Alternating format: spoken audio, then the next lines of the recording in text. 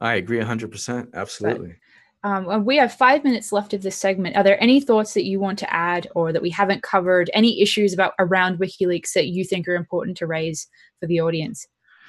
Well, I just am honored to be here, like I was for the first Vigil. And I just think that, without WikiLeaks, we're stuck with, a media that is beholden to advertising dollars and entertainment. They're not focused on truth. They're not focused on pristine documents. They're just focused on hearsay and gossip. Everything that, not to get too, deep into it and partisan, but everything that we're seeing now is based on hearsay, gossip, innuendo, suspicion, no evidence. And that's why I believe WikiLeaks, the UK has already ruled that WikiLeaks emails are admissible in court. So what better example of evidence than, pristine documents? Absolutely. And I think and I think earlier you mentioned that he had a number of decisions in his favor from the UN, and I just want to specify, I believe it was the United Nations Working Group on Arbitrary Detention. I may have bungled part of that, but basically it's a really well-respected body within the UN, and he has had, I believe, 2 rulings that have shown that he is being arbitrarily detained, and so that's a really serious situation. And thank you, HA, for joining us. It's been an amazing time talking to you. And I want to emphasize again how amazing it is to have all of these journalists, activists, whistleblowers from completely different backgrounds coming here to unite for Julian Assange and WikiLeaks. And I know that a lot of our viewers will know what your YouTube and Twitter handles, etc., are, but if you want to just let people know where they can find you. Yeah, if you type in H.A. Goodman on YouTube, you can find my channel, and then it's at H.A. Goodman Author on Twitter. And I'm just honored to be here, and just thank you so much for this discussion. And I know that we all want Julian Assange, and I do believe he's going to be free and victorious. I think that's a really positive note to leave it on. Thank you so much, H.A. It's been awesome. Thanks. Thank you so much. Thank you. And so in the couple of minutes between HA and Ross and our next guest, I would just like to say and reiterate to you all that it's so important to donate to WikiLeaks and to Julian Assange's defense fund. And I know that we have a lot of wonderful people working chat right now. If you guys could link for people in the chat as to the links for the I Am WikiLeaks donation and also to the Justice for Assange donation page, that would be fantastic. You can also buy from the WikiLeaks shop. And of course, I understand that people are strapped for cash, especially in this day and age. So if you can't donate to any of the WikiLeaks related causes, then please follow WikiLeaks, follow Julian Assange's account on Twitter, share their information on social media, because those actions, as I know we've said this in the first Vigil, but even more now when we look at Assange's third month entering his 3rd month in solitary confinement, it is so important to be the voice that cannot speak up for Assange from the embassy, obviously. So we need to be posting, reposting, active on social media in his behalf, and also donating so that his legal defense can take place. Because as we know, they are not getting any support from sort of like corporate or corrupt aspects. So just one moment. I'm working with my tech friends on the next guest. I'll be ready with that in just a few minutes. Thanks, guys. And if there are any more questions that we didn't answer in the chat, please let us know and we will try to answer your questions as best we can. So one moment.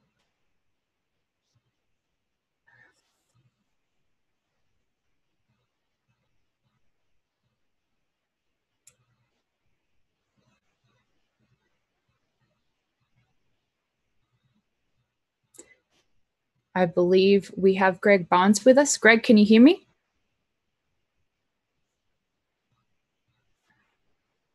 Gotcha. Hi, thank you for joining us so much. It's an honor to have you. That's all right. No problem. So I wanted to start right off with what the Australian political situation is regarding Julian Assange. I know you have a lot of legal expertise, especially in this area. So what do you see happening right now and in the last few months since Julian Assange has been silenced? Well, I wrote a piece which is published on today's Fairfax Media here in Australia, which is the Sydney Morning Herald and The Age, making the point that Malcolm Turnbull and Julie Bishop, the Foreign Minister, and Malcolm Turnbull, the Prime Minister, to their credit, have not joined in the baying for blood that we've seen from Pompeo and Sessions and co.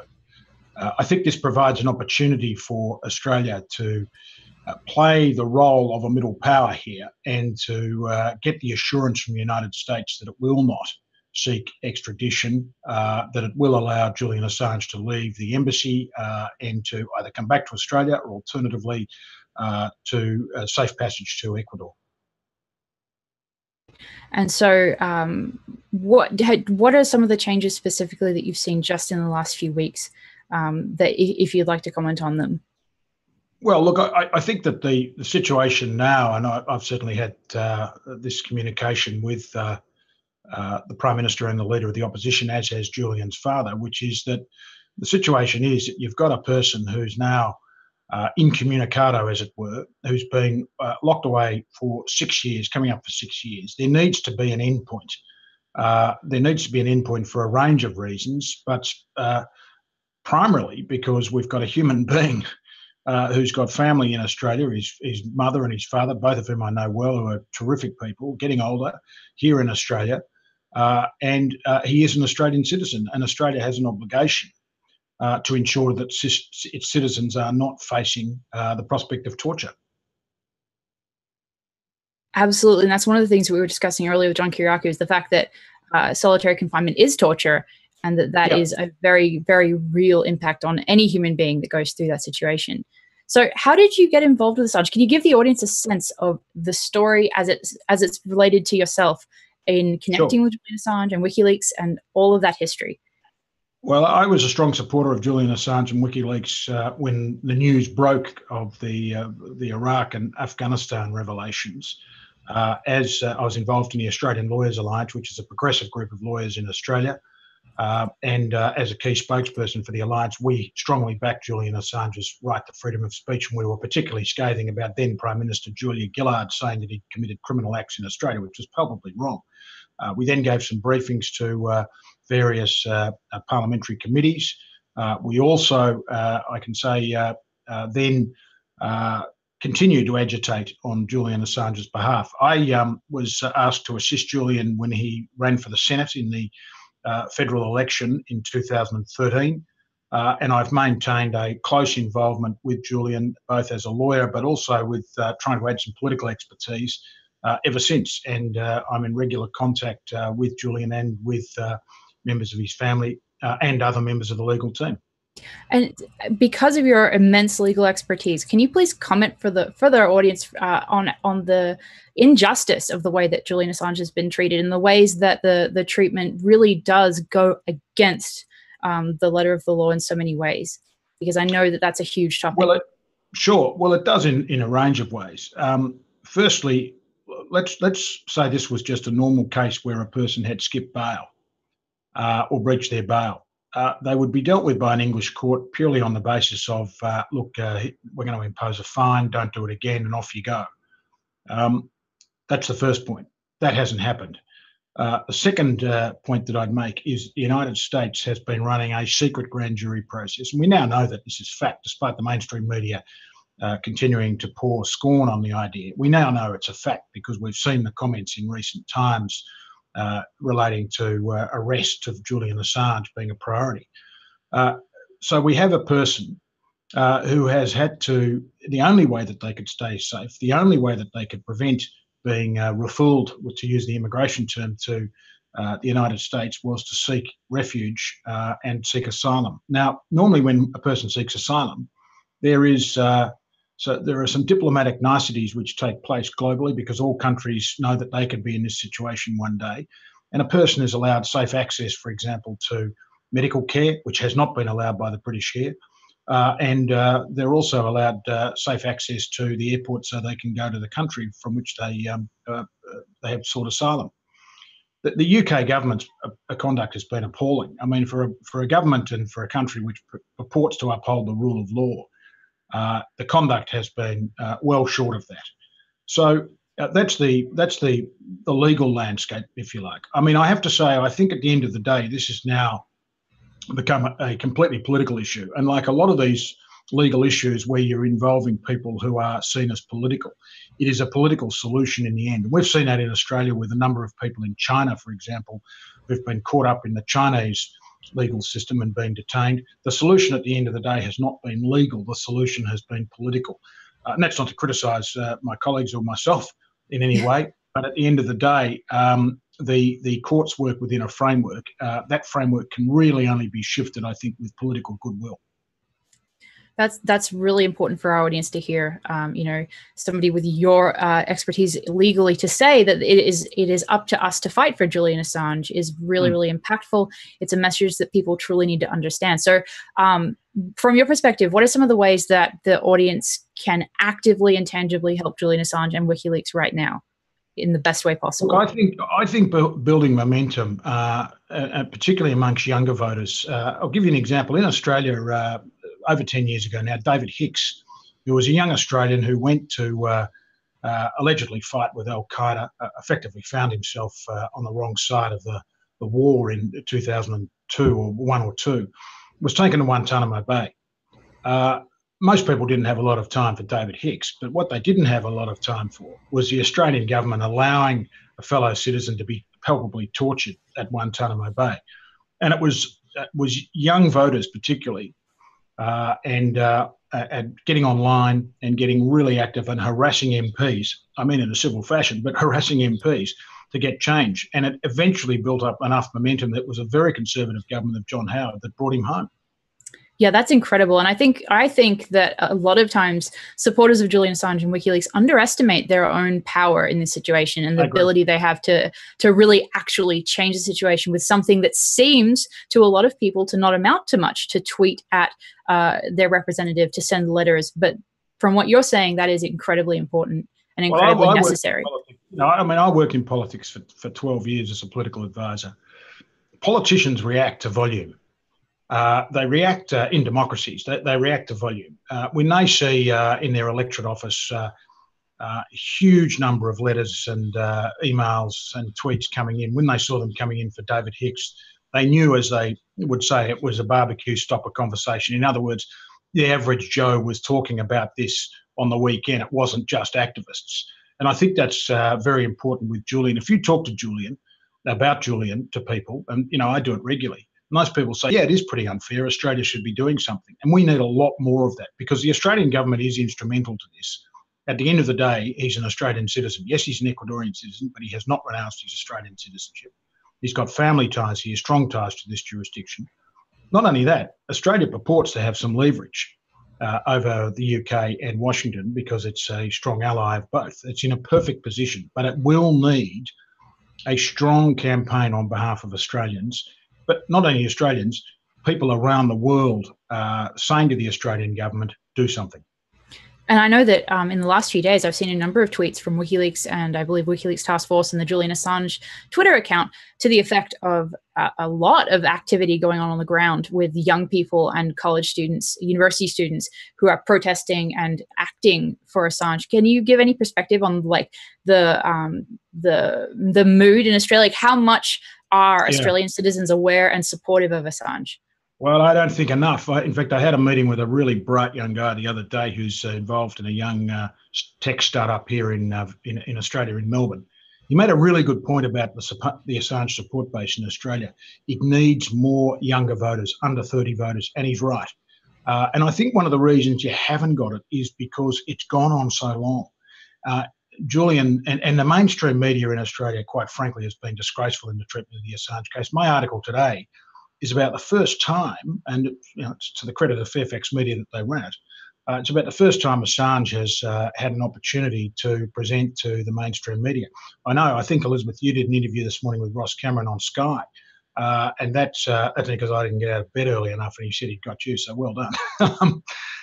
Which was great. It was an honour to speak with him. That was definitely... No, it was great because more voices are better. And see, he's coming from a sort of right-wing perspective and he's a Murdoch media outlet. So today we covered Murdoch and Fairfax, the two big media outlets, but it needs the journalists to be following up questions as they did with David Hicks. We had Canberra press gallery journalists, the political journalists with Hicks saying, Prime Minister, what have you done? We need those sorts of questions being asked by journalists in Australia of the Prime Minister and the opposition leader.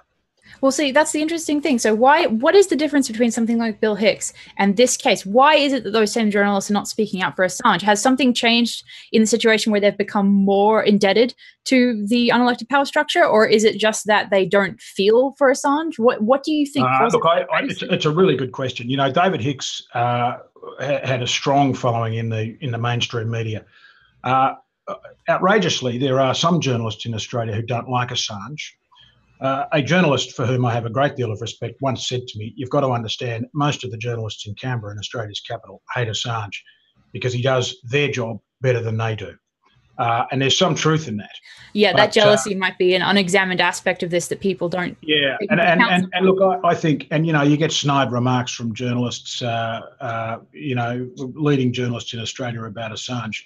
But can I say this about it? What they need is focusing on the fact that you have an Australian citizen who is being subjected to torture and will be subjected to torture if he is allowed to be extradited to Washington. That's what they should focus on. Forget about Julian Assange, the journalist. As I said in the Age today, you don't have to agree with everything. You don't have to support Assange, but you do have to support a principle that says the Australian government has an obligation to ensure that its citizens are not subjected to torture. And that's why this Vigil is so fantastic. I mean, we have you on, we have Ross Cameron on, two Australians from different maybe ends of the political spectrum, and you're both. I mean, Ross and I work together. Yeah. I mean, Ross comes from the other side. Although I started life in the Liberal Party, but left over the cruel policies towards asylum seekers. But look, there are people in Canberra, are politicians who are very good on the Assange issue. There are also some people who are outrageously bad, but. I have to say, in fairness to the Prime Minister, Malcolm Turnbull, who I've known for a long time, I ran the Republic campaign for him here in 1999. He's been circumspect about the matter. He has shown interest in the matter when I've raised it with him. And he hasn't, as I said, joined in the sort of blood-curdling cries that we've seen from the Trump administration, or Hillary Clinton for that matter, about Julian. That's very, very interesting. And it definitely raises some sort of possibility of hope that if there is an increased level of pressure from college students, from people within Australia on the Prime Minister, that maybe there's some hope that they would actually take action for Assange. And that's some really good news that we have so much bad news with Julian and with WikiLeaks at the moment. We have smears. There's all sorts of stuff that is really unfortunate. But hearing that is at least something that people can grab hold of. And look, you know, I don't want to overrate it. There's a lot of work to do. There's an election coming up here anytime really from now until the middle of next year. You know, the other pressure point, of course, is in the Senate. The Australian Senate works on the basis that it's an elected body. It's a bit like the US Senate. The government needs its support to pass bills. We're urging senators, particularly what we call crossbench senators who don't belong to the major parties, to be saying to the Prime Minister, look, I'll support your legislation if I see that you're serious about doing something for Julian Assange. Yeah, making that such a top priority is definitely something that has to happen. From your perspective, what can viewers do, let's say in the US or from outside Australia? Can there be any impact from outside Australia on the Australian support for Assange, or do you think that people should basically focus on efforts in their own countries? Oh no! Look, I think pressure on the Australian government. When Hicks was around as an issue, I remember there were people in the United States putting pressure on Australia. I think particularly when Americans do it, it has resonance here, and people in the UK when they do it, it has resonance here. So there's certainly an opportunity for people to be saying to Australia, you can play a very constructive part in a resolution of this matter. Absolutely. Absolutely. And so are there any aspects of Assange's legal case and the persecution of WikiLeaks that you think has not been effectively reported by the press? I mean, like really has not been given any light of day that you'd like to tell our audience about? Oh, look, I think that the legal team in London, my colleagues over there have done a tremendous job in very difficult circumstances. I think that the reporting of the cases themselves has been okay. But I'm surprised that, for example, the UN Working Group on arbitrary detention, when it reported, it did get some press, but then it died away very, very quickly. I mean, This is a very distinguished body, as you rightly pointed out. It includes some of the best international and human rights law scholars in the world. It's not, in other words, a political UN organisation like some organisations. In other words, it's effectively a distinguished court with people who are not political making judgments. And I've been surprised at how Australian journalists have not continued to pick that up and say, look, this UN working group is a very distinguished, apolitical, non-partisan group. It has been very clear in what it has said. You have an Australian who's been arbitrarily detained. Australia needs to do something about it. As, by the way, Australia regularly does with people who get caught in Bali with drugs or get caught in China. Yes, I'm aware of some of those really horror stories in that on that subject, definitely. And I think that it's also been interesting. I remember recently there was the UK ruling against Assange's legal team, you included, that basically it dismissed the United Nations Working Group on Arbitrary Detention, and it was extremely flippant. And I wondered if you had any comment on that. And I think it was a very narrow judgment, a very black letter law judgment. I'll say this tragically. I think some of my colleagues and some judicial officers take a very black and white view of the law, and what is required is some imaginative judicial decision making, and good judges make decisions and make sure that justice gets accorded in cases. I think that's what I'll say about it. Yeah, well, thank you so much for just kind of expanding on that a little bit. Other than the United Nations Working Group on Arbitrary Detention, are there any aspects of the rulings that have been in Assange's favor that have not been reported on? I mean, I know that we've seen that the media definitely dismisses the United Nations Working Group's ruling, but is there anything else that they also dismiss that you'd like to raise with us? Well, I think they have been extraordinarily uninquiring, or lacking in inquiry, if I can put it that way, when they haven't continued to pursue the Americans over the secret grand jury processes. I mean, the bottom line is that the United States has been pursuing a secret grand jury process over Assange for a long period of time, and yet there's been a reluctance on the part of the mainstream media to pursue that. I think the other issue is that this is a human rights issue, and the problem is people have conflated it.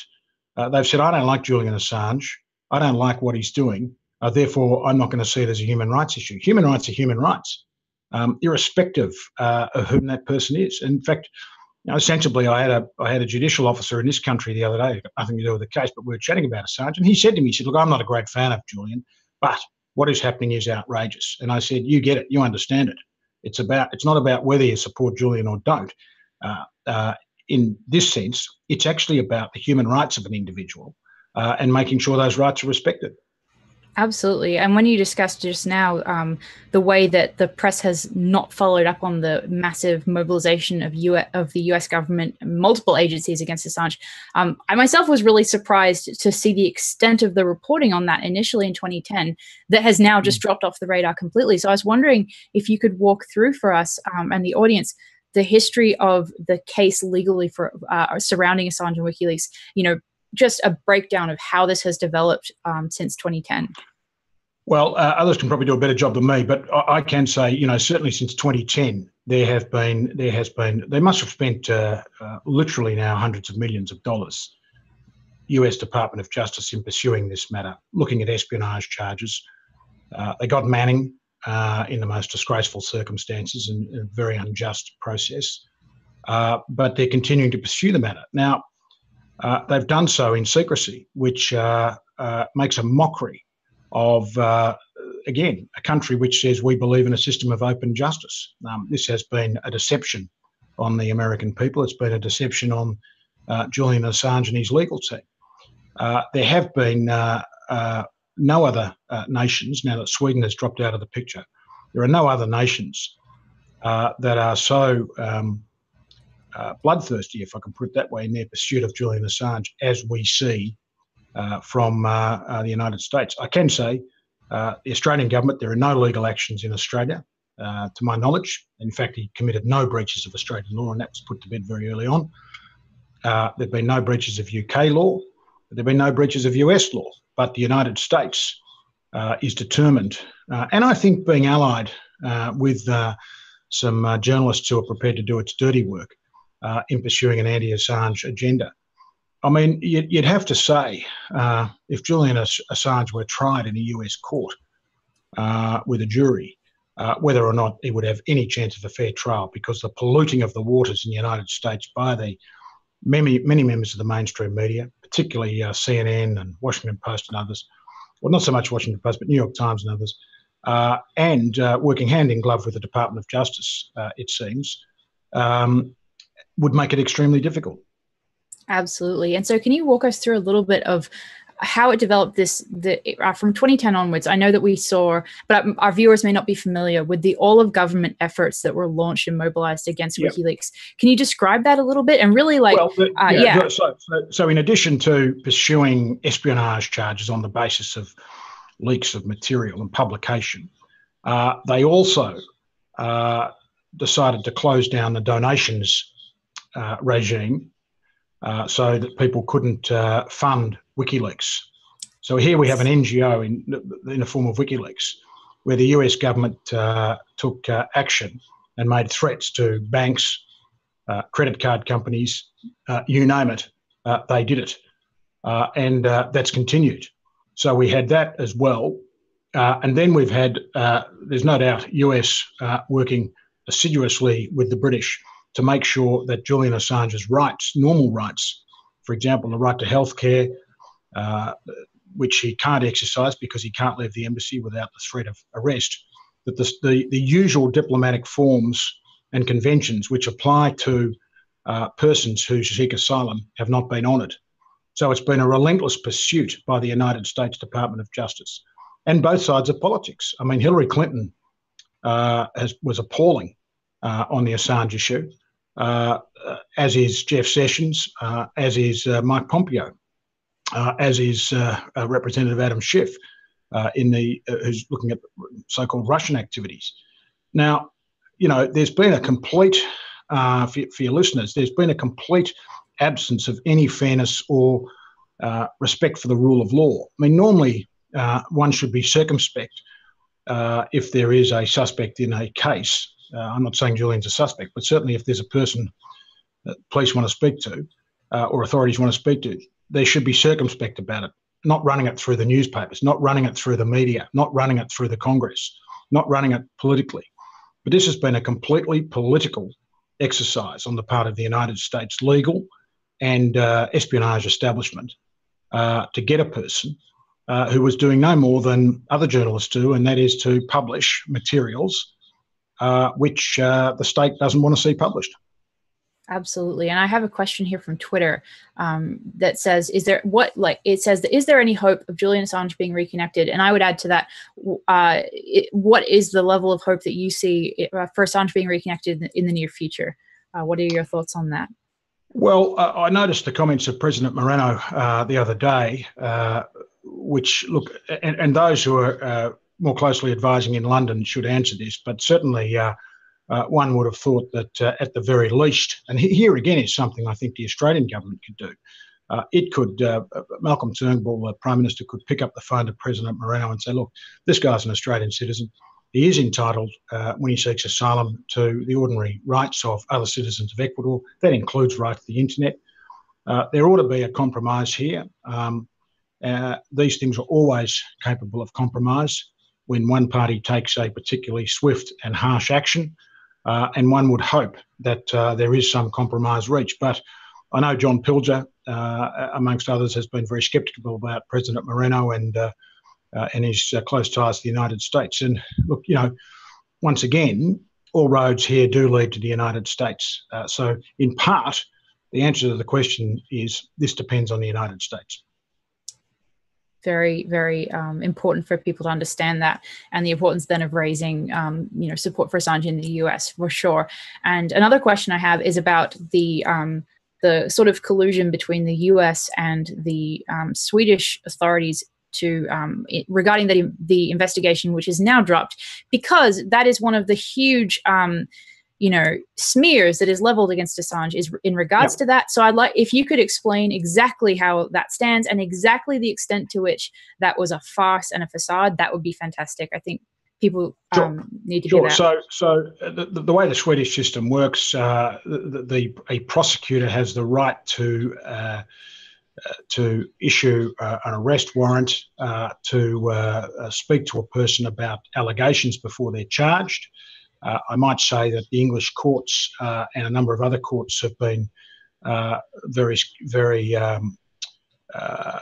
not so much hostile, but quizzical about that power, because normally you can only arrest someone if you're going to charge them. And I'd like to just jump in and say I want to correct myself. I misspoke. I said US and Swedish. I meant UK and Swedish. Yeah, UK. Just slipped my mind. Yes, sorry. Jim, that's what you mean. Look, the other point is that the prosecutor in Sweden refused to come to London to interview Julian, despite the fact that Sweden regularly and routinely does it, and despite the fact, by the way, Australian police, as I made the point here to the media, Australian police often go overseas to speak with people and interview people. The person does not have to come to Australia.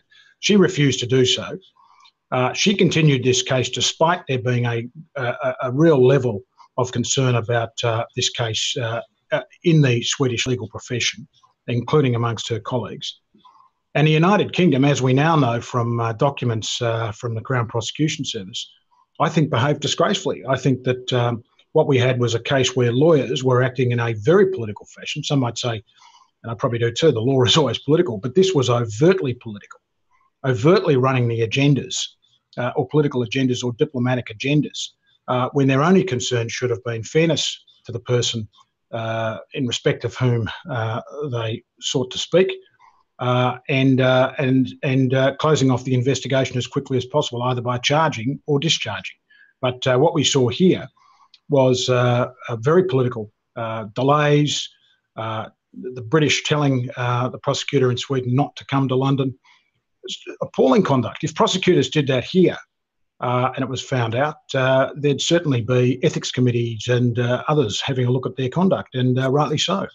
Yeah, and to remind our viewers, for those who don't have the context with these particular documents that you're mentioning regarding the Crown Prosecution Service, those were won by Stephanie Marizzi, an amazing journalist who was able to publish those as a result of a Freedom of Information Act issue. So I know that some of our viewers will be familiar, some may not be.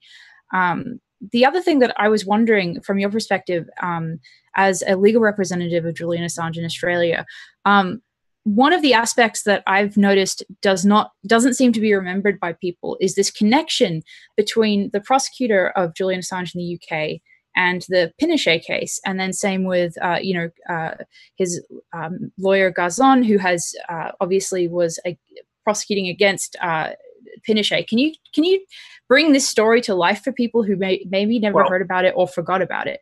Sure. So Augusto Pinochet was a Chilean dictator, for those who are young enough not to remember him. Lucky you. He then ended up fleeing to London in the early 1990s, from memory. And there were demands that he return to Chile. But he was, in effect, allowed to remain in London. He was interviewed. And in fact, there was English court proceedings around Pinochet and around the question as to whether or not prosecutors should come to him as opposed to him having to go to Chile. And so the Swedish prosecutor seems to have forgotten, and Marion and I seem to have forget some of those fundamental principles in Julian Assange's case. Yeah, you definitely. I thought it was timely to bring up, because you see not only the role reversal in terms of the individual lawyers themselves, but definitely the hypocrisy when we know that Assange is suffering medically and he's not allowed to have medical care versus somebody who was involved in extremely. I should add that the other aspect of Pinochet was that Pinochet was effectively given rolled gold treatment by the United Kingdom government. The government of Margaret Thatcher and then John Major. And in fact, Mrs. Thatcher was a great supporter of Augusto Pinochet. I should have mentioned that. And look, there are other examples. There are other examples of people who have fled jurisdictions and because of investigations, they've gone to other jurisdictions and they have been treated very well. So what does it say to you? Well, what it says to you is that countries such as the UK, which purport to uphold the rule of law and say that the law applies equally to everyone, are talking through their hats, because that's not the case. It's clearly not the case, and we've seen that in the Assange case writ large, as it were. Absolutely. And I think that the fact that that type of history is not talked about consistently is one of the things that really hides the level to which it's so clear that he's a political prisoner. And that's...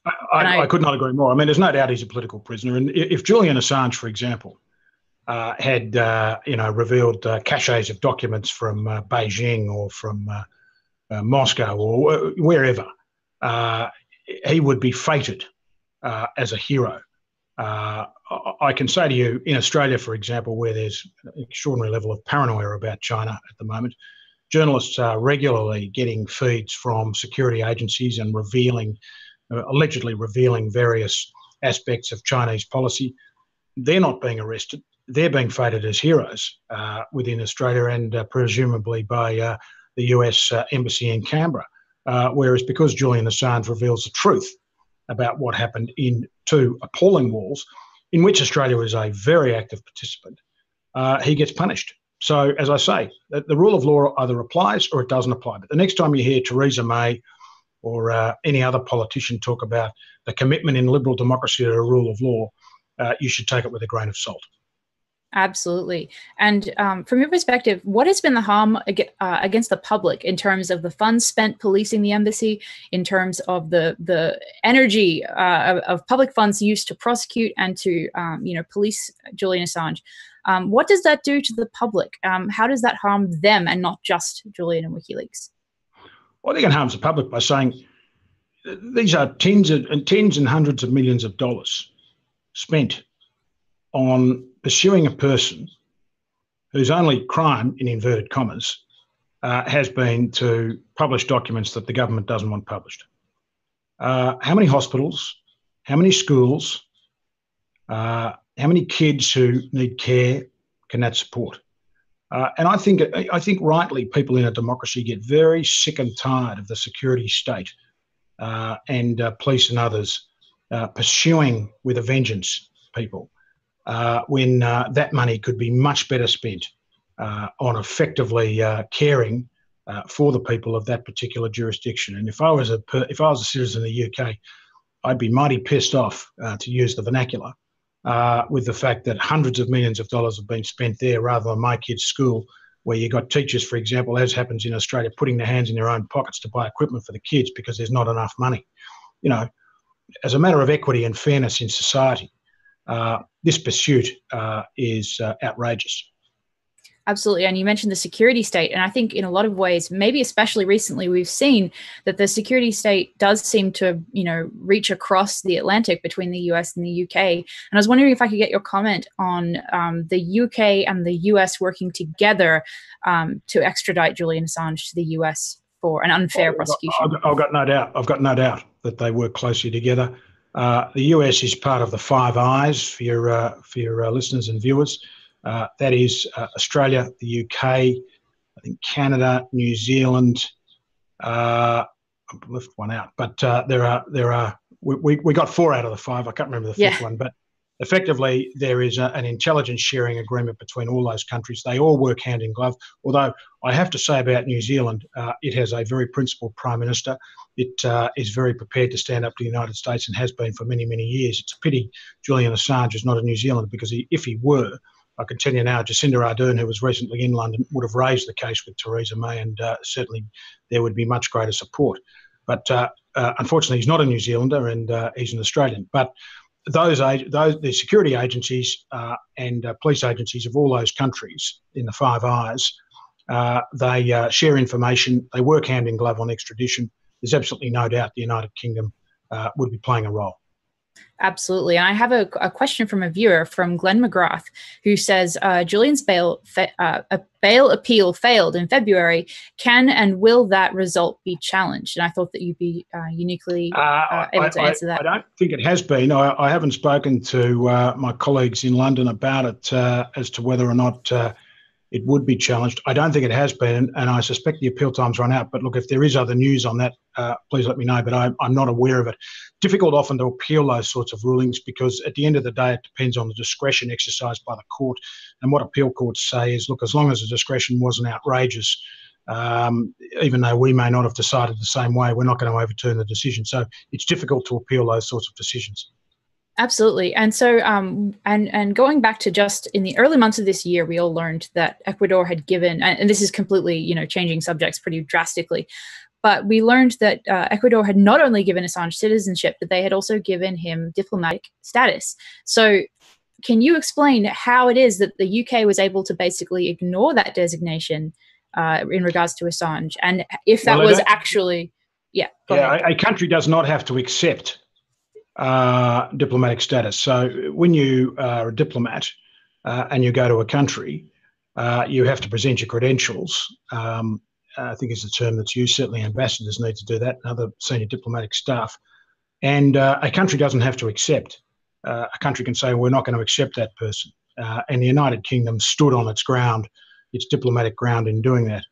I might say in circumstances where it would have been a very neat outcome, I would have thought, for Theresa May and the United Kingdom government to say, well, yes, we'll accept it, and therefore because he has diplomatic status, he can leave the embassy with that immunity, go to the airport and go to Ecuador. But I think if there's any clearer indication that the United Kingdom is working actively with the United States at the government level to have him extradited, that was the test, because that was an elegant solution. It was a fair solution, but it wasn't taken up by the UK government. And I think what that shows is the UK government is just as bloody-minded about this issue as the United States. Absolutely, I couldn't agree more. And I have another question from a viewer that sort of moves on from that question. It's from Tristan Sykes, and he said, is there any way to enforce the UN ruling for Assange being illegally detained or arbitrarily detained, or is international law and human rights effectively toothless in the face of Pax Americana? And I think that goes exactly to the previous issue of the diplomatic immunity. Unfortunately, he's right. The great problem of international law, whether you be dealing with Wales or Julian Assange, is that the enforceability of rulings depend on the goodwill of governments. We've seen in Australia, I do a lot of work for refugees here, we've seen in Australia a number of United Nations ruling condemning Australia's cruelty towards refugees, asylum seekers. The Australian government has taken no notice of it. And the same with Japan when it came to Wales in the Southern Ocean.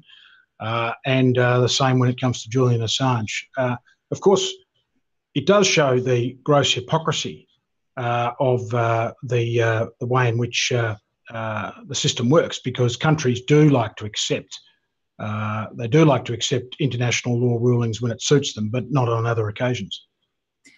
And and Tristan Sykes actually has another question leading on from that, saying, are there any legal consequences for these bad actors in failing to apply that law? And I think you've pretty much answered that, but I thought I would. I think I've answered the question.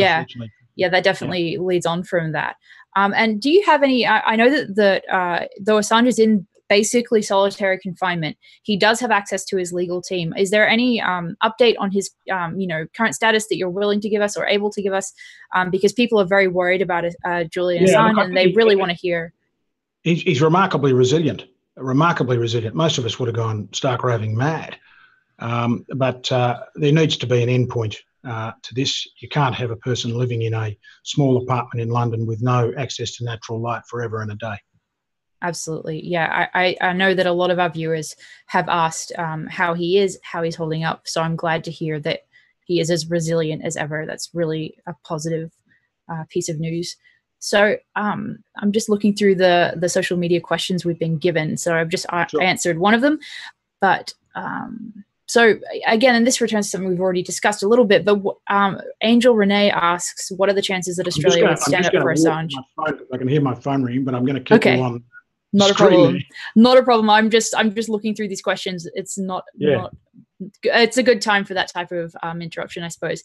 So, sure. Actually, somebody titling themselves Navigator1An asked, if I left Julian Assange or WikiLeaks something in my will, where could I send a copy to?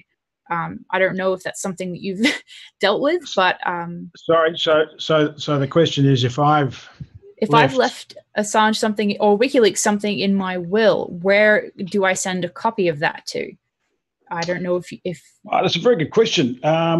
Julian probably has the answer to that. And if that person wants to get in touch with me, just send me a direct message, DM me, or I'll see what I can find out. Okay, great. Thank you so much. I thought that as a legal representative of Julian, that would definitely be the question to ask you. And then this relates to his how he's doing. Harold Hedge asks if he's getting good food, and again, if you can provide any news on him. And I understand that. Yeah. Look, I think the problem is, Elizabeth, that it doesn't matter about your nutrition. It doesn't matter what exercise you're getting. A person who's been arbitrarily detained without any natural light for 6 years is going to suffer. I mean, I do a lot of work for prisoners, even those in solitary confinement, which tragically occurs in Australia, would get at least an hour out of their cell each day. So these conditions are worse than are endured by any prisoner in the world. That's such an important topic, because I think that so many people dismiss what he's going through because they misunderstand the effect of solitary confinement and the situation that he's in. They really, it's not understood well. Solitary confinement is unlawful as a matter of international law. It's unlawful in some countries which actually care to document and enforce human rights. But he is effectively in a solitary confinement situation. Absolutely. And, it's such a small amount of time that can make such a medical difference in these situations. Yeah. So, for example, the limit, we discussed this a little bit earlier, but the limit legally when solitary confinement is labeled torture is just 15 days. And as we know, Julian has now been through quadruple that limit. So, exactly. And the other question I have for you that's related to that is, and we've mentioned this previously in the stream, but I want to ask you, Assange, WikiLeaks has published medical reports on Julian Assange from, I believe, 2015. And in those reports, he was already, it seems, suffering some ill effects of isolation at that time. So I was wondering about your perspective on just the level of effect that isolation has, even prior to the current solitary confinement, and just how serious that is, so our viewers understand. I mean, I'm not a doctor, but you don't have to be a doctor to know that, and certainly I've acted for prisoners who've endured very harsh conditions, and refugees and others. Detention is hard. Detention physically and mentally harms people, whether it's 1 day or 20,000 days. Detention is a form of punishment, and it does harm people. And the longer a person is detained, the longer they're forced to live in an environment or exist in an environment that is inherently deleterious, the greater the suffering and the greater the harm to themselves. And that's no different for Julian as it is for any other person. Absolutely. But as it's worse in this sense that he's got no natural light. And that I think is quite appalling that the United Kingdom government wouldn't even, for example, countenance an arrangement where he could, for example, walk out, even if they want to put him in handcuffs, walk out and down the street and round the block each day as a form of exercise. I mean, sheer humanity would tell you that you should do that, but it seems that sheer humanity is sadly missing in this whole saga. Absolutely. And that seems to be actually a weapon. That inability itself seems to be something from just observing it that they're trying to, force him to leave the embassy through those methods. I mean, it's a form of cruelty to say, we're going to make conditions so horrific that we want you to leave. Mind you, the Australian government does that to asylum seekers on Nauru and Manus Island. We will make these conditions so hellish that you'll give up your fight and you'll just head back to Iran or Afghanistan where, you'll be killed. It's the same sick logic in play. We definitely see that a lot as well in the US prison system. There's a lot of awful treatment. Absolutely. But in returning to the embassy itself, we since Julian Assange has been cut off from communications this time, people are asking constantly, and I know that this is something that cannot be done, but people are asking, can we somehow get him internet from outside if we make there are over and over again, we have people ask us that. So can you explain to our audience so they understand? You can't. You can't. I mean, I'm not a tech. I'm not a doctor, and I'm not a tech expert. Yeah, so I know, but it's I understand it. The system's completely jammed. I remember when I was over there in 2013, spent some time with him, and I was going to use my phone to do something. He said, "Don't bother, because it just gets scrambled. It's surveilled and jammed to within an inch of its life."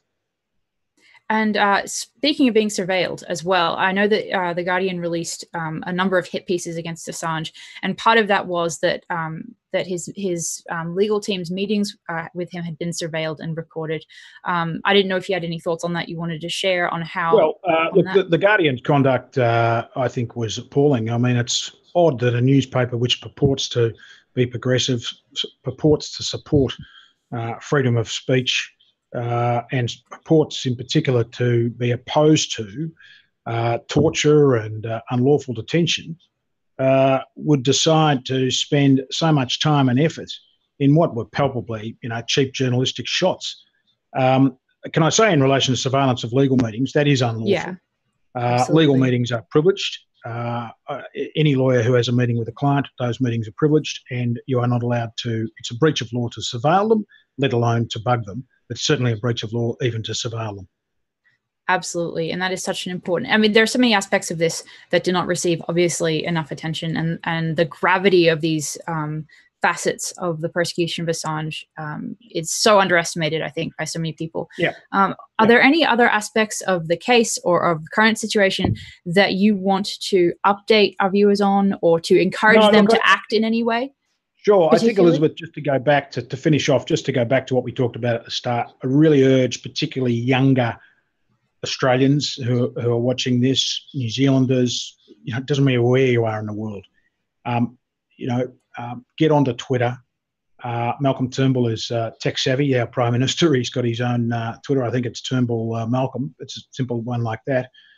Get onto that, not with abuse, but constructively saying, hey, big chance here for Australia to help a citizen who really, really needs that support. They can retweet my article today from the Fairfax Media. They can, I'm Barnes Greg. It's my Twitter feed, BARNS, no E. There's a guy in Texas actually called Greg Barnes with the same spelling, and he and I get, he's a storm chaser. He chases Texas storms. So sometimes I get these, hey, great storm chase, Greg, and I don't know what they're talking about. Then I get it. But anyway, I'm Barnes Greg, not Greg Barnes. So Barnes Greg. And email the Prime Minister's office. The Leader of the Opposition, Bill Shorten, same thing. I mean, Labor needs to join in on this as well, the opposition. They will possibly be the government here next year. So Bill Shorten, the opposition leader. Penny Wong, the opposition shadow spokesperson. Julie Bishop, the foreign minister. You've got to really hammer these people. But as I say, not with abuse, but just, this is an Australian citizen who needs assistance in the same way many Australian citizens need assistance.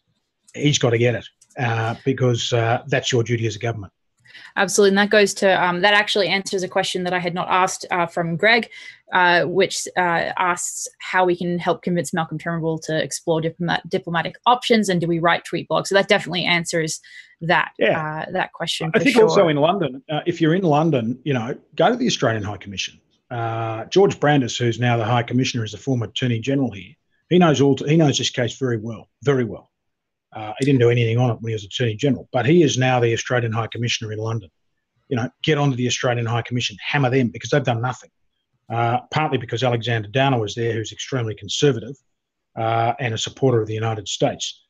Brandis likes to see himself more as a small L liberal, as a more genuine liberal than conservative. Well, let's see, George, if you as the Australian High Commissioner, with the number one detainee in the United Kingdom, whether you can actually put into effect some of the principles you say you've got. And Australians and others in the United Kingdom should be going to the Australian High Commission, getting in touch with the Australian High Commission, and really putting pressure on Branderson as High Commissioner to act.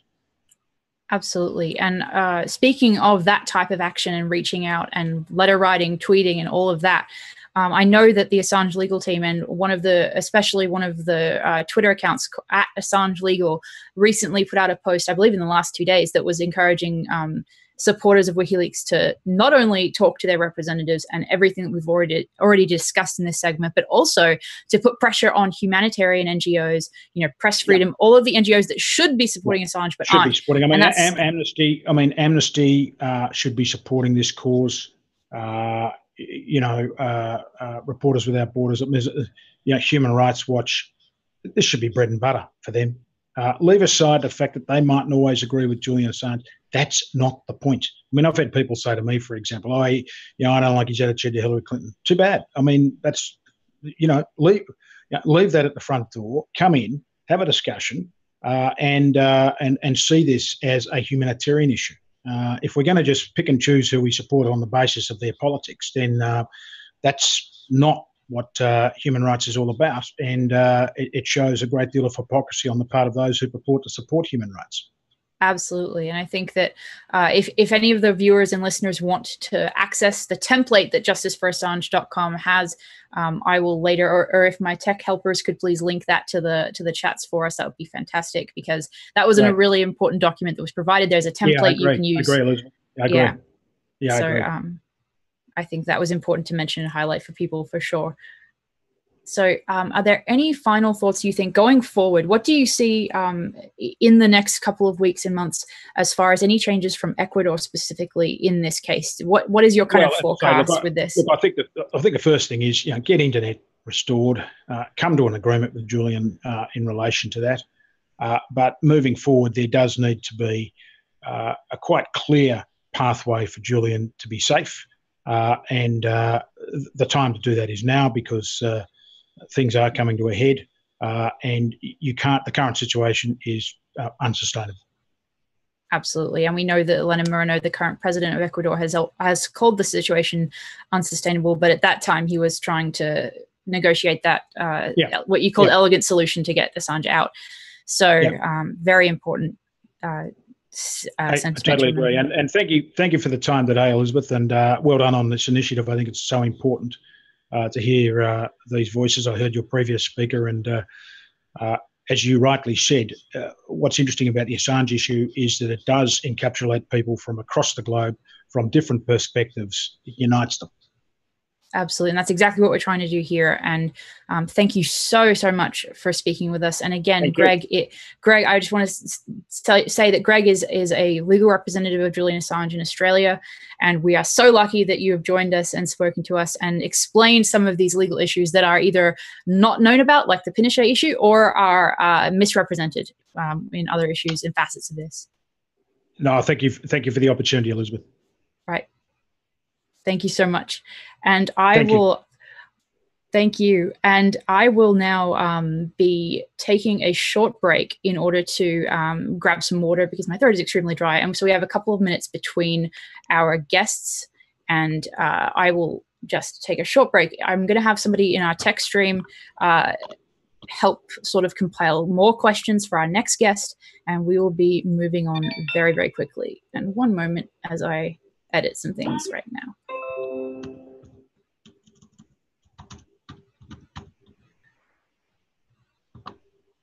Okay, I'm just getting some tech stuff sorted. So how are you guys going in chat? Trying to check up on you all.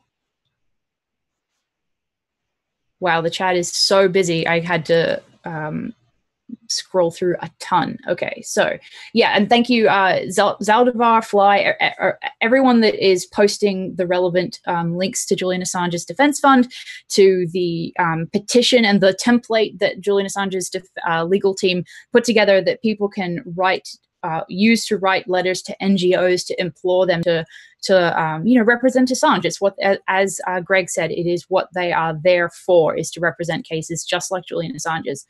So I will be just turning off my video very quickly so I can just grab some water. I've been through I want to have my voice working for the next couple of guests we have. We've got about 5 minutes till our next guest is on, so I will be right back. Thank you so much. I know that Susie would love to be here and speak to you while I'm gone, but she is, taking her rest and she'll be on later. So thank you so much, and I'll be right back.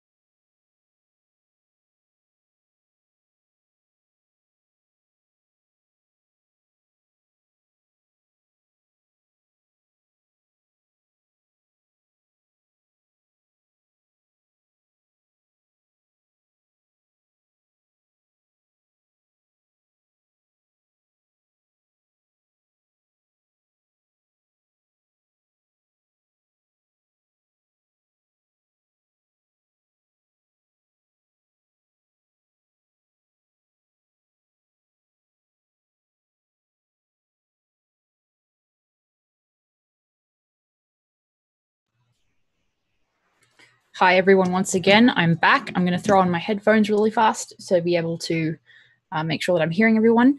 And I would like to just take the next couple of minutes as we wait for our next guest. Now, let me make sure this is actually centered on my screen. 1 second.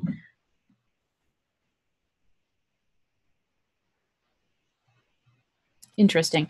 I'm seeing that it looks like Stream Computer is up on the main on the YouTube page. And does Fly Eben Kim? Can anyone help make sure that it's showing my stream, or it looks like it's fine in YouTube? Sorry, I'm just confused because in Zoom it's looking like it just is on Stream Computer. So in any case, in the next couple of minutes before Ross Cameron joins us, I just wanted to take us through a couple of events and really incredible WikiLeaks supporters. Julian Assange. Okay, yeah, I know. I see that I'm on YouTube just fine. Sorry, there was an issue in Zoom where I thought it wasn't showing my screen, so no problem there. But basically, I just want to take these minutes to show you some of the activism that has been happening and sort of coalescing in the last few days.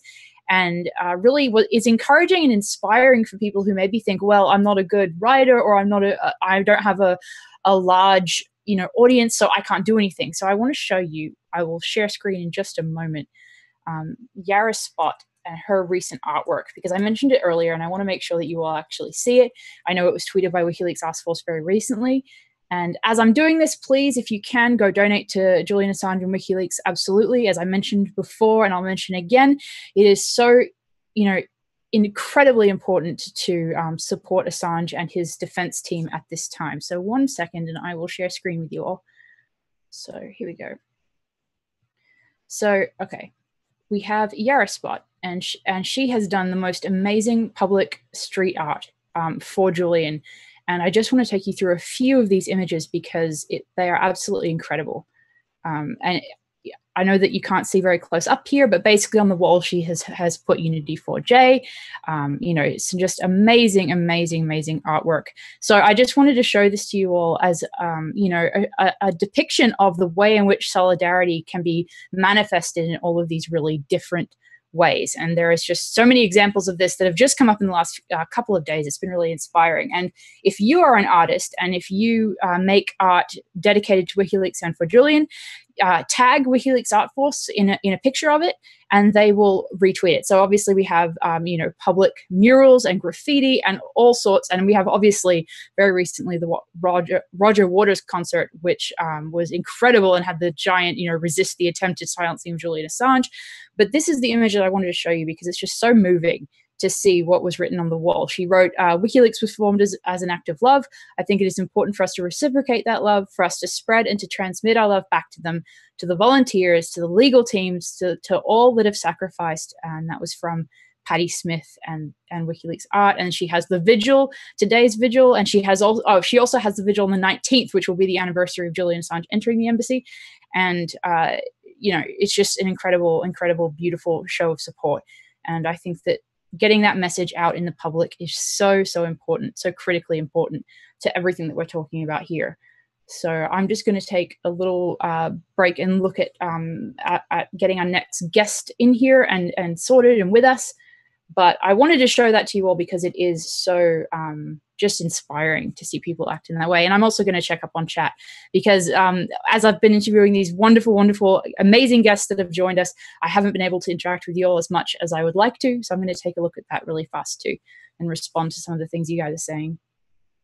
So I see Alex Hills is saying, I've clicked several times. It keeps on disappearing. I don't know what link that you're referring to, but I hope that the issues with that have been solved. Just looking through here.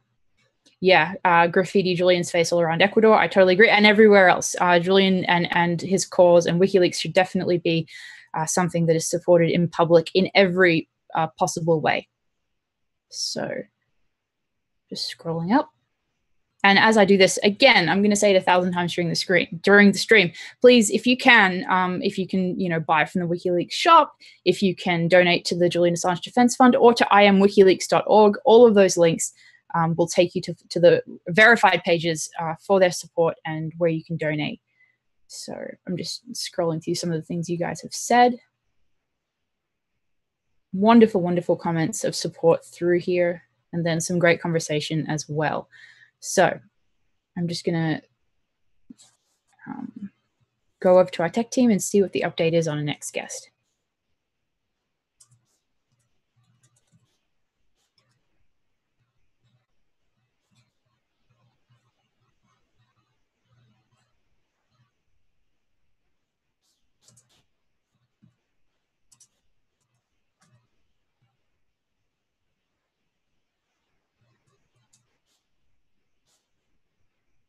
Well, we don't have our next guest with us right now, but I did notice that there were some questions that you all asked that I didn't get to answer from Greg, but that I thought I could answer just in a short conversation with you myself.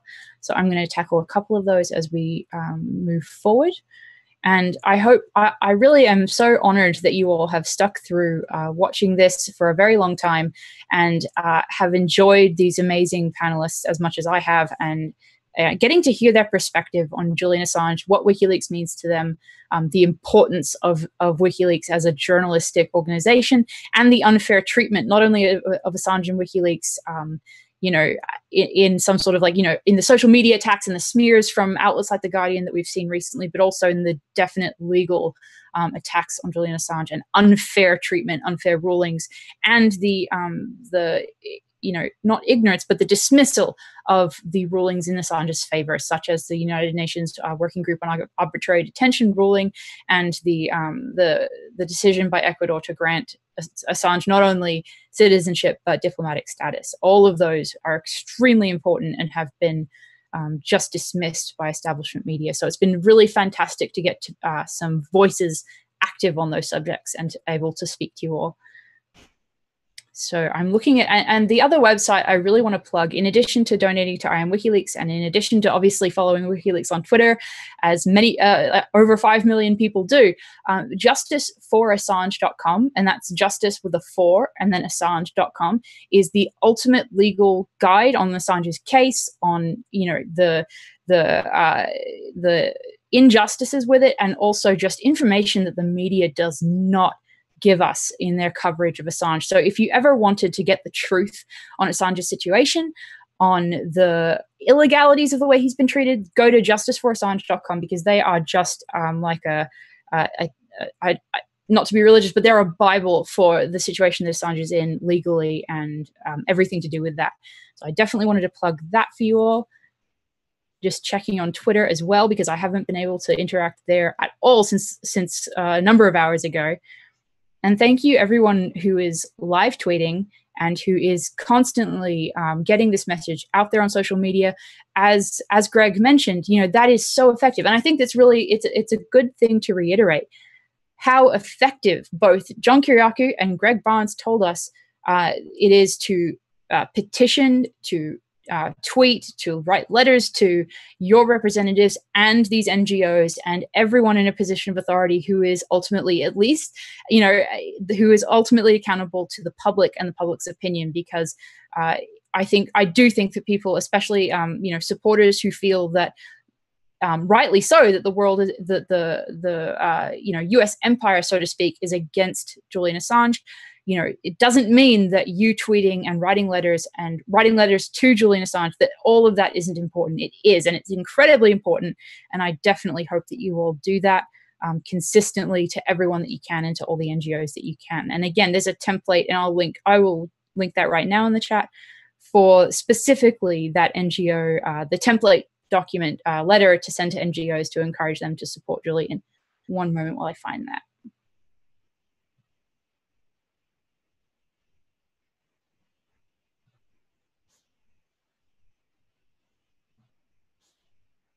I think that the inactivity of the NGO community for Assange has been one of the really unreported aspects of this entire story. And just as Greg said, it really does point out the hypocrisy of the West when it comes to journalists who reveal the crimes of Western governments. So I've just, under Disobedient Media, I've just linked to the Justice for Assange link on urging NGOs to support Julian.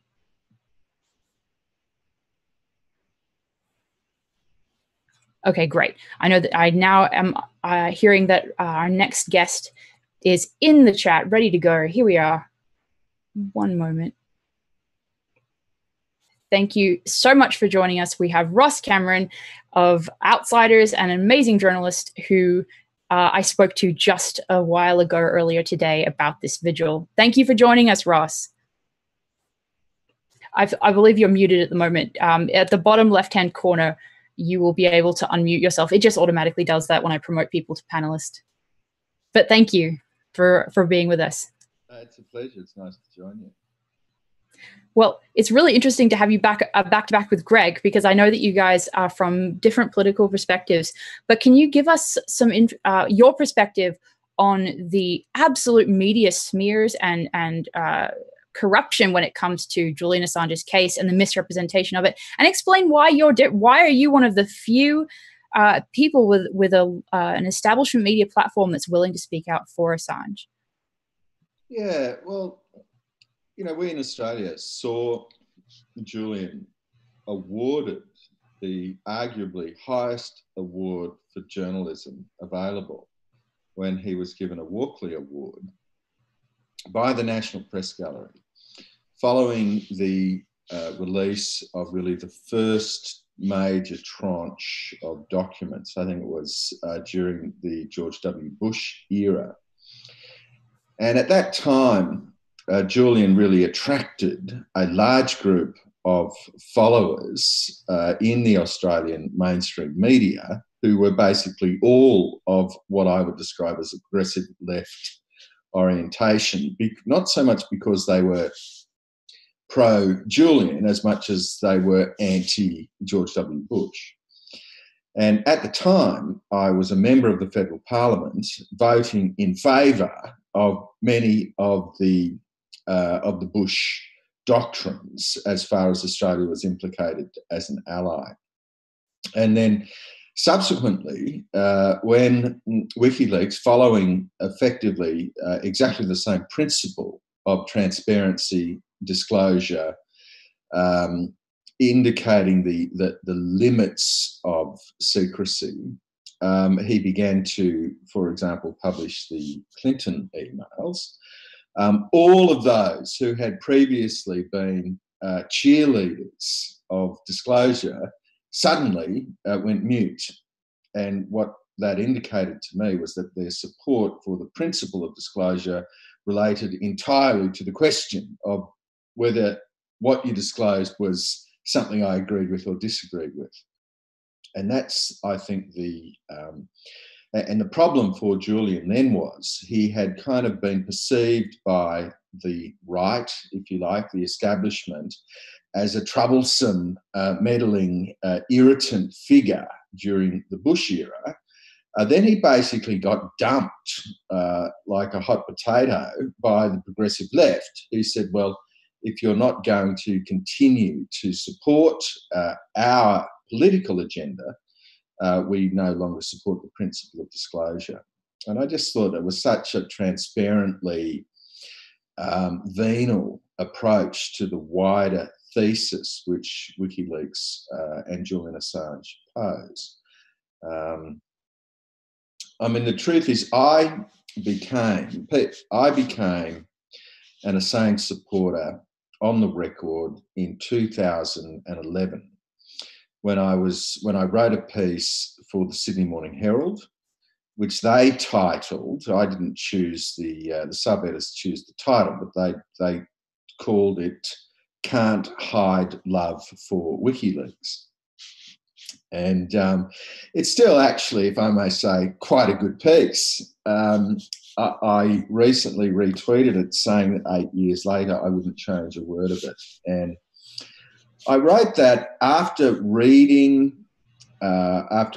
reading a more significant biography of Julian in one of our mainstream papers. I think it was a Fairfax Media paper, where Julian really set out the path by which he became a whistleblower, a publisher. And as soon as I read the piece, I understood that I was being forced to come to grips with a pretty significant new thesis about the nature of public life and the public square. And I found it, as a conservative, I found his argument intensely challenging. Much the same way people would say that a thoughtful person has to come to grips with the thesis of somebody like Jesus of Nazareth. Wherever you arrive, you kind of need to form a view one way or the other about the claims that he makes. I felt a bit the same way about Julian, that he was presenting me with a thesis, and I found it troubling. I found it almost disturbing. I found my mind returning to it from my original view that he was a kind of self-serving, self-aggrandizing, dangerous figure who was placing the lives at risk of people who were trying to defend the values of Western civilization in difficult places. But in the end, I just came to the view that whatever my opinion of Julian Assange, sort of Esquire, I could not I couldn't overcome his argument. And at that stage, I just thought, well, you have to submit, whether as one of the Christians huddled in the catacombs under Rome during the persecution, or a citizen of a modern Western democracy. I found his argument compelling.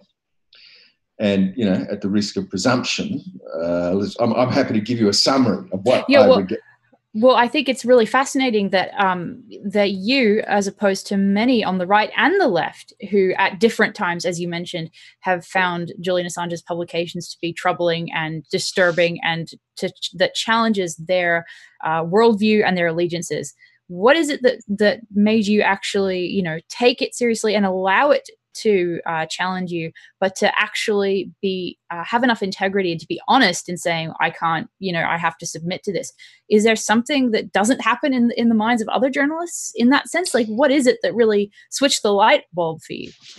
Yeah. And look, I probably should say that I don't really regard myself as a journalist in the traditional sense. I think that would be generous. I mean, I am broadcasting on Sky News, Outsiders, which you were kind enough to join this morning briefly.